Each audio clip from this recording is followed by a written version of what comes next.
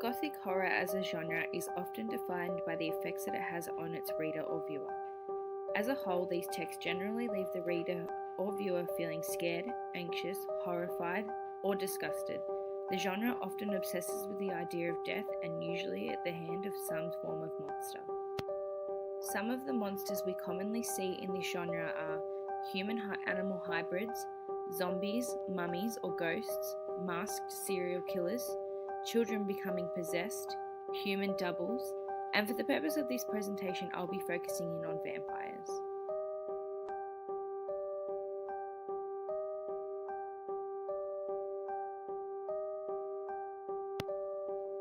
Botting and Fred state that Gothic texts suggest that norms, limits, boundaries, and foundations are neither natural nor absolutely fixed or stable, despite the fears they engender.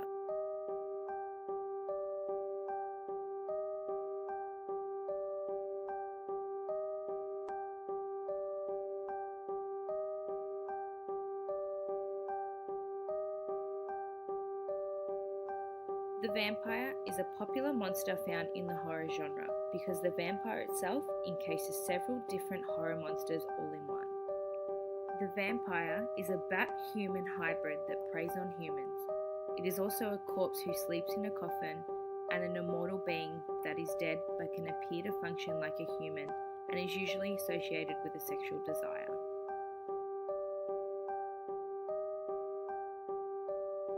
Dracula was written in the 19th century by Stoker, who used the vampirism as a representation of society's different concerns at the time.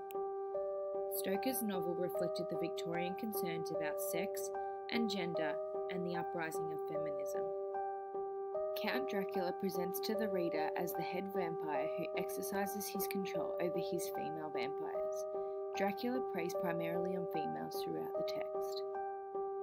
Protagonist Harker, despite warnings from civilians, enters Count Dracula's castle, ultimately causing his wife Mina's turning of a vampire and the loss of his own sanity. The use of telegrams and letters throughout the text allows the readers to connect on a personal level with each of the characters. For example, the women in the text, Mina and Lucy, who are sharing their personal thoughts and ideas, are ultimately punished for their feminist thoughts through the use of vampires and death. A Girl Walks Home Alone at Night employs a modern Middle Eastern twist on the centuries-old version of a vampire. The female vampire protagonist is Amirpour's modern-day representation of the monster. The protagonist presents as an everyday young female who listens to popular music and rides a skateboard around Bad City.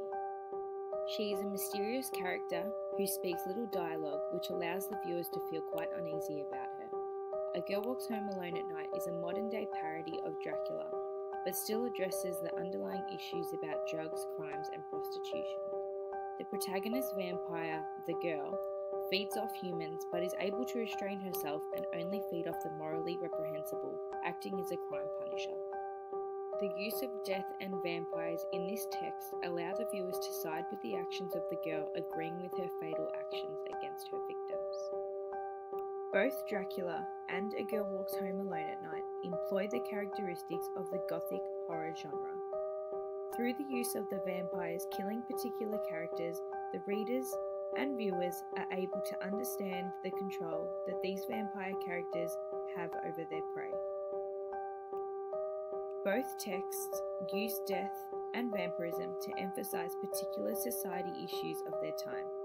Dracula focusing on the feminist movement and A Girl Walks Home Alone at Night focusing on the punishment of illegal acts.